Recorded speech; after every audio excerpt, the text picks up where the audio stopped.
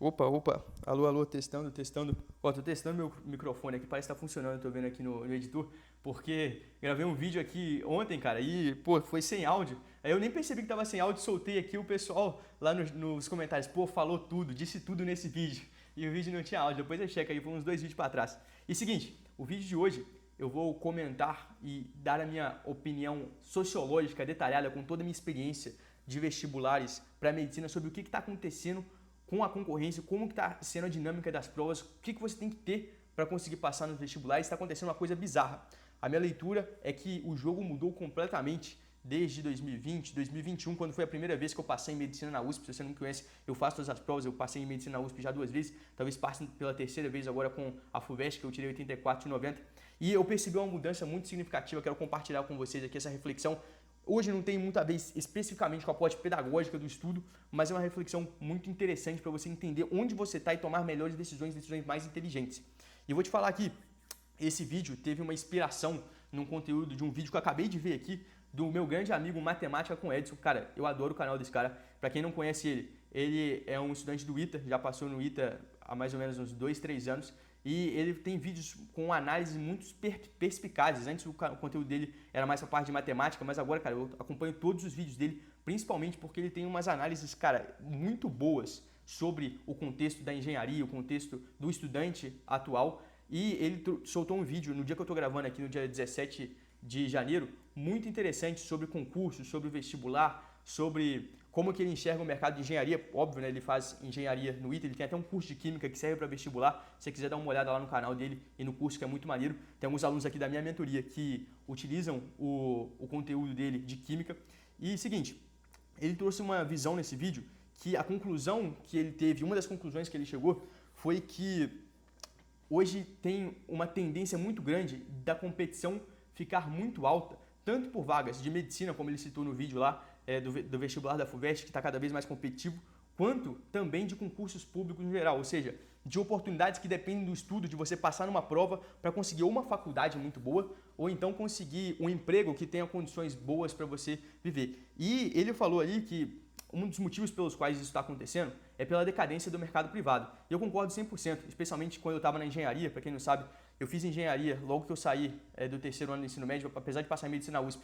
Eu decidi fazer engenharia da computação na Unicamp e eu senti essa mesma percepção dele, que hoje em dia o Brasil ele não está mais naquele crescimento econômico absurdo que a gente teve por volta das décadas de 90, dos anos 2000, que tinha muita oportunidade. Então talvez se você se formasse no básico, numa faculdade ali de engenharia, numa federal que talvez não fosse a melhor de todas, não fosse a USP, não fosse a Unicamp, cara, você tinha muita oportunidade. Se você fosse dentista, se você fosse um profissional liberal, você tinha muita oportunidade nessa época do Brasil, porque tinha muita demanda crescendo, o Brasil estava crescendo, a tecnologia estava crescendo e tudo parecia um mar de rosas para você conseguir desenvolver profissionalmente. Hoje em dia, a situação está bem diferente. O Brasil não está crescendo tanto economicamente assim e essas oportunidades já não estão tão fáceis. E tem uma tendência, né, sociológica, alguns sociólogos discutem isso, que é uma tendência de que as pessoas que estão no poder tentem perpetuar esse poder. Então, por exemplo, o cara que cresceu, que conseguiu construir uma empresa, que conseguiu dominar um nicho de mercado, a tendência natural dele é tentar empurrar a escada pela qual ele subiu para que não tenha concorrentes. E isso era até perceptível, até no vestibular, porque numa época de 30, 25 anos atrás, era muito nítido que, para quem quisesse fazer medicina, o mercado era muito fechado. Não era qualquer Zé Ruela que aparecia que conseguia fazer medicina. O filho de uma empregada, um filho de uma empregada doméstica, o filho de um trabalhador que não tivesse muita renda, cara, não existia a possibilidade dele fazer medicina. Por quê? Cara, como é que ele vai ter acesso ao conteúdo? Talvez a escola estadual que ele estudou no ensino médio fosse uma bosta, ele não tinha acesso ao conteúdo. Se ele quisesse ter acesso ao conteúdo, ele teria que pagar um cursinho caro. Vamos imaginar, por exemplo, o pessoal lá da minha família que é do interior de Minas, uma cidadezinha pequena lá. Cara, se ele quisesse passar em medicina, ele teria que mudar lá para BH, para pagar um cursinho caro, para conseguir ter o conteúdo e começar a estudar de fato, para aí sim prestar o vestibular. Quem tem essa condição, cara, era muito caro, ou seja, a barreira de entrada era lá em cima. Isso era uma das facetas da estratégia de fechar o mercado. Pô, não quero que todo mundo seja médico. Aqui nós médicos queremos exclusividade. Só que as coisas foram mudando. E agora as outras oportunidades no Brasil foram fechando e a oportunidade do estudo ficou cada vez mais aberta. Hoje em dia, você tem condição de estudar muito fácil. A barreira de entrada para você começar a estudar para o vestibular é baixíssima. Tudo que você precisa é ter uma conexão na internet, ter um computador, até mesmo um celular, possível estudar com o celular, e ter tempo. Você já consegue, você já está apto, você já tem a condição de começar a estudar, especialmente depois de 2020. Isso ficou muito claro. Você tem cada vez mais chance de começar, mais pessoas cada vez mais se interessam por fazer uma faculdade de medicina, porque é o curso que traz mais estabilidade. Você vê os outros cursos não têm tanta estabilidade, não te dão uma promessa e não conseguem entregar uma vida tão estável quanto a medicina, e cada vez mais você vê essas possibilidades. Então, por exemplo, quando eu estava na engenharia de computação, eu sentia mais ou menos o que o Edson já falou em alguns vídeos dele, que eu acompanho demais, que, cara, eu sentia que eu não estava muito bem colocado ali, porque eu não tinha muito tesão com a faculdade de engenharia. E eu pensava assim, pô, cara, eu tenho noção que a faculdade de engenharia, o curso de engenharia, para você se destacar na área, você tem que ser muito competitivo, você tem que estar sempre à frente, sempre se renovando.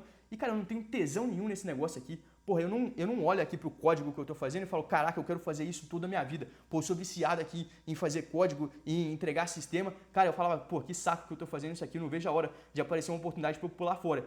E o meu raciocínio foi o seguinte, cara, se eu não gosto disso aqui, a probabilidade de eu me destacar tanto assim, de forma brutal, a ponto de eu ser o fenômeno nessa área e conseguir ter uma condição boa de vida, cara, vai ser muito difícil, porque eu nem gosto disso aqui. Então, entre eu ser uma pessoa mediana aqui na engenharia da computação, ou ser uma pessoa até que mediana também num curso que eu não tenho muito tesão assim como medicina, mas que tem uma perspectiva melhor, cara, se eu for a média nos dois, a diferença é muito grande. Então, o que eu vou fazer, cara? Eu vou estudar para medicina, porque pelo menos lá eu vou ter uma condição um pouco mais estável. Esse foi o meu raciocínio para 2024, meio que largar aqui a experiência da faculdade e dedicar muito para passar no vestibular. Acabei tirando 169 de 180 no Enem 2024, meti no total lá mais de 820 média, passei em medicina na USP.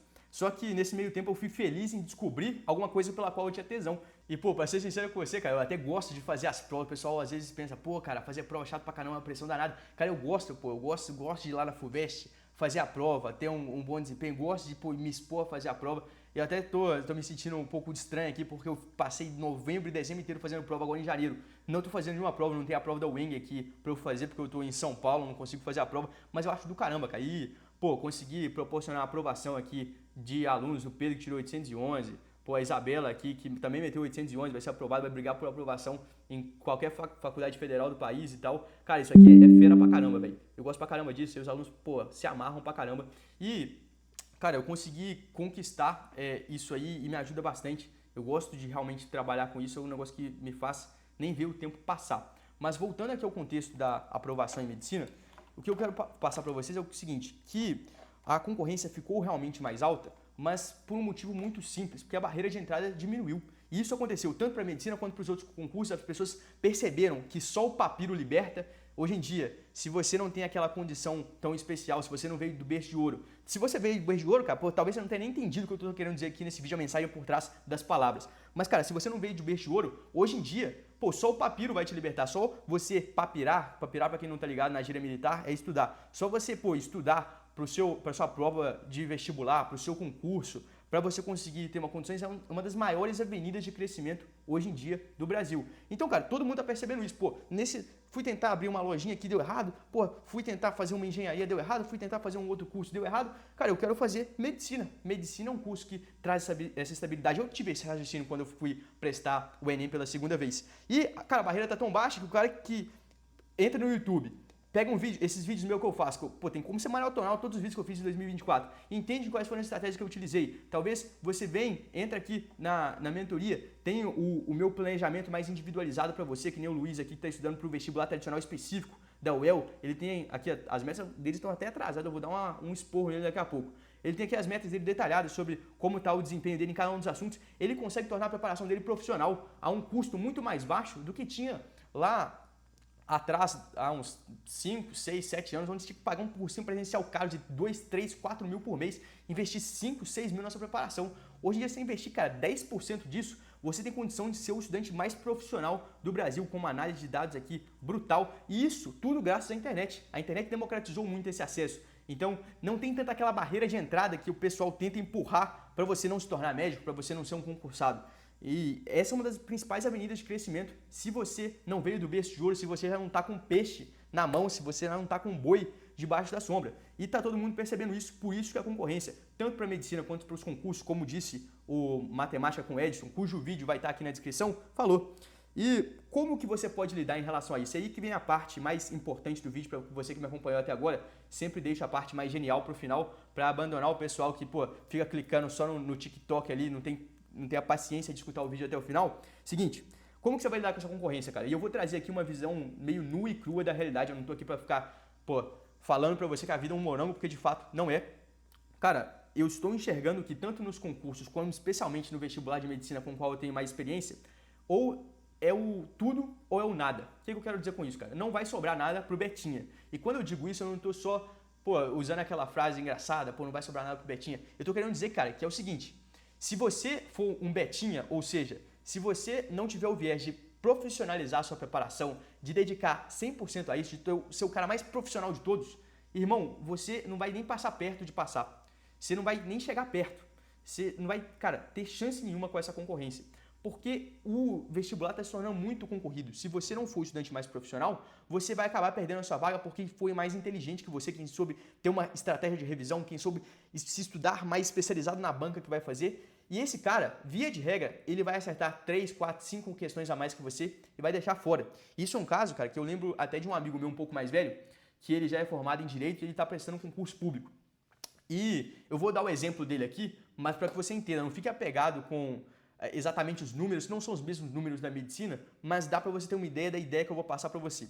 Ele falou assim que estava pensando em prestar um concurso e ele se deparou com um concurso muito bom na frente dele. E era um concurso, cara, que segundo ele pagava bem e tal, mas era muito concorrido. Era papo de, se eu não me engano, 20 vagas e 100 mil inscritos. Um negócio assim brutal, 100 mil inscritos e 20 vagas. Na relação candidato-vaga para de 1 para 5 mil. Ou seja, você quer passar nesse concurso? Beleza, você vai ter que matar 5 mil pessoas e passar na frente de todas elas. Aí, pô, olhou assim e falou, cara, pô, a vida não é um morango. Eu tô 6 meses desse concurso, não estudei bastante, não tenho condições de ser o mais foda desse concurso.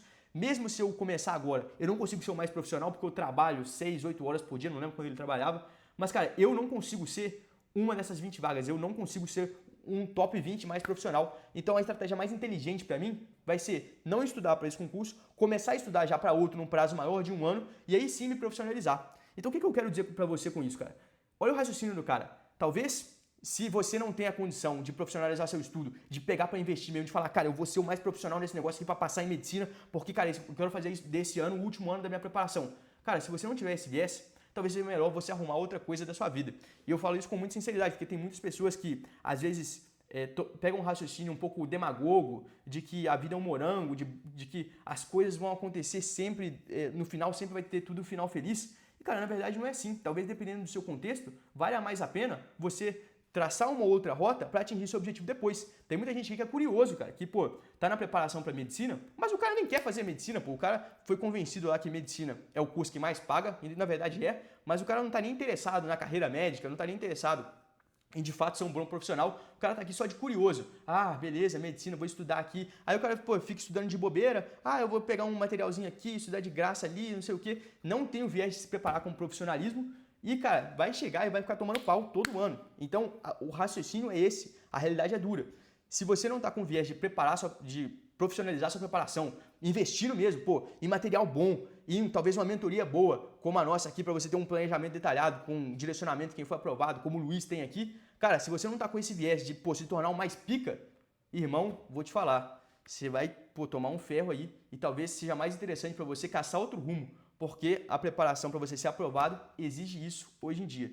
Eu concordo muito com o que o Edson falou, nesse sentido, a análise macroeconômica dele foi muito boa, de que, pô, hoje em dia, uma das principais avenidas de crescimento para quem não veio de um berço de ouro é estudar mesmo, mas tem que ser um estudo competitivo, tem que ser um estudo profissional. Porque se você entrar aqui de bobeira, ah, beleza, entendi a importância do estudo, mas se você não estiver disposto a pagar o preço de fato, cara, eu sinto muito, você não vai ter sucesso nessa vida com o vestibular, beleza? Eu espero que você tenha entendido a mensagem. Cara, coloca nos comentários aí o que você acha em relação a isso, se você percebeu que é exatamente isso que eu falei, se você concorda com o que o Edson disse, se você discorda, cara, quebra os pau nos comentários aí, que eu quero saber a sua opinião, vamos discutir sobre isso, beleza? Grande abraço, até mais, o link pro canal do Edson tá aí na descrição, tamo junto!